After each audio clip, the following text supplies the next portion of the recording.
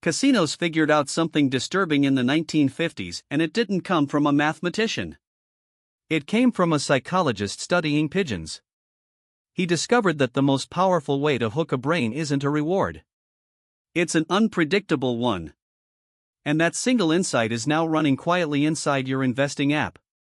His name was B.F. Skinner, and he was doing what psychologists back then did all day, putting animals in boxes and watching what made them press levers. In one experiment, he set up a lever that gave a pigeon a food pellet every single time it pecked. Reliable. Predictable. The pigeon pecked when it was hungry and stopped when it wasn't. Perfectly rational, honestly. Then Skinner changed one thing.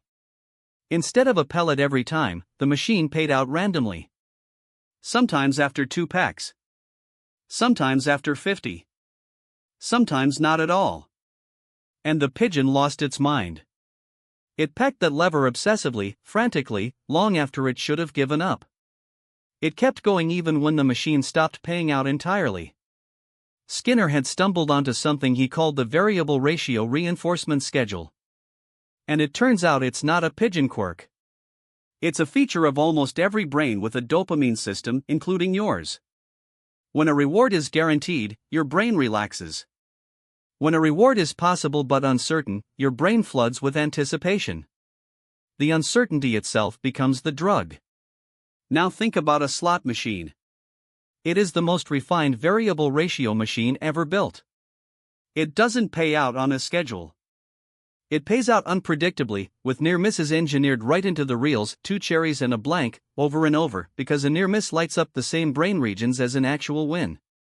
The global casino industry pulls in over $260 billion a year, and the overwhelming majority of that comes from slots, not the glamorous card tables you see in movies. The machines aren't the sideshow. They're the whole business.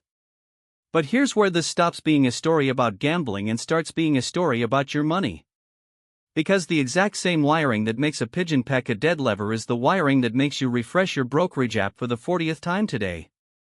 Think about what the stock market actually is, psychologically. It's a machine that pays out unpredictably.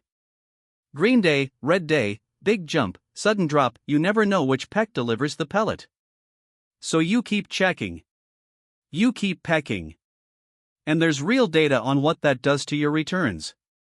One landmark study of individual investors found that the most active traders, the ones constantly buying and selling, constantly reacting, underperformed the least active investors by around 6.5 percentage points a year. 6.5 points. Over an investing lifetime, that's not a rounding error. That's the difference between a comfortable retirement and working another decade. Another study looked at investors who received more frequent updates on their portfolios versus those who checked rarely. The frequent checkers took less risk, earned lower returns, and felt more stressed because every time they looked, they saw a small loss somewhere, and losses hurt roughly twice as much as equivalent gains feel good. That's called loss aversion, and it's the ugly twin of the variable reward. The more often you look, the more often you feel pain, the more likely you are to do something dumb. So why does uncertainty hijack us this hard? Neuroscientists have actually watched it happen on brain scans. Your dopamine neurons don't spike the most when you receive a reward. They spike the most in the moment of anticipation, when the outcome is uncertain. Peak firing happens at a 50-50 chance, maximum uncertainty. Once you know the outcome, the dopamine fades. Which means your brain is not chasing the money. It's chasing the not knowing. It's chasing the spin itself. And this is precisely why the apps in your pocket feel like casinos now, because they were literally designed by people who studied the same research. That little pull to refresh gesture? Same mechanic as pulling a slot lever. The unpredictable red notification dot? Variable reward. Trading apps that shower you with confetti when you make a trade, the same trigger, dressed up as celebration. When your finances get gamified, you become the pigeon, and the house always has the edge on a pigeon.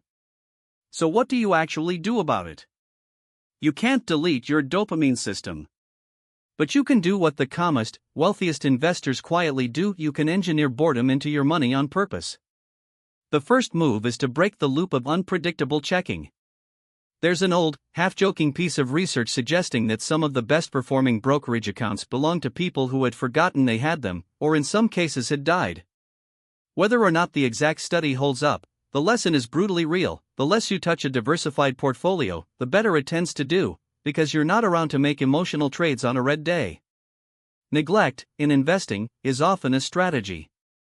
The second move is automation, and this is the real trick. When you automate money moving from your paycheck into investments before you ever see it, you remove the variable reward loop entirely. There's no decision, no anticipation, no lever to pull. It becomes as boring and reliable as Skinner's original guaranteed pellet. And boring is exactly what builds wealth. The magic of investing was never excitement. It was consistency over decades, compounding quietly in the background while you got on with your life. The third move is to design your environment so the trigger never fires. Delete the app off your home screen. Turn off the price notifications. Set your investments to a schedule and check them once a quarter, not once an hour. This isn't about willpower. Willpower loses to a system built by behavioral scientists with billion-dollar budgets. It's about not showing up to the fight in the first place. You don't beat the slot machine by having strong hands. You beat it by staying out of the casino. Because here's the thing that ties this whole story together. The pigeon in Skinner's box wasn't stupid. It was doing exactly what its brain was built to do, responding to an unpredictable reward the only way any brain can. The problem wasn't the pigeon. The problem was the box. And most of us are living inside a financial world that's been quietly redesigned into one giant Skinner box, full of levers dressed up as apps, notifications, and hot tips. The wealthy people you envy usually aren't more disciplined than you. They've just walked out of the box. They've made their money boring on purpose, automated the decisions away, and freed up all the dopamine-driven energy for things that actually deserve it. The goal was never to resist the lever 1,000 times a day. The goal is to build a life where the lever isn't in front of you at all. So the next time you feel that itch to check, to refresh, to react, remember the pigeon pecking a dead machine. That itch isn't information. It's just biology. And the single most profitable financial skill of the next decade might simply be the ability to look away. If this changed how you think about that little refresh button, hit like. It genuinely helps this channel escape its own algorithm. Subscribe so you don't miss what's coming next, because in an upcoming video we're pulling apart a money habit that feels responsible, feels smart, and is quietly doing the opposite. You're going to want to see that one. I'll catch you there.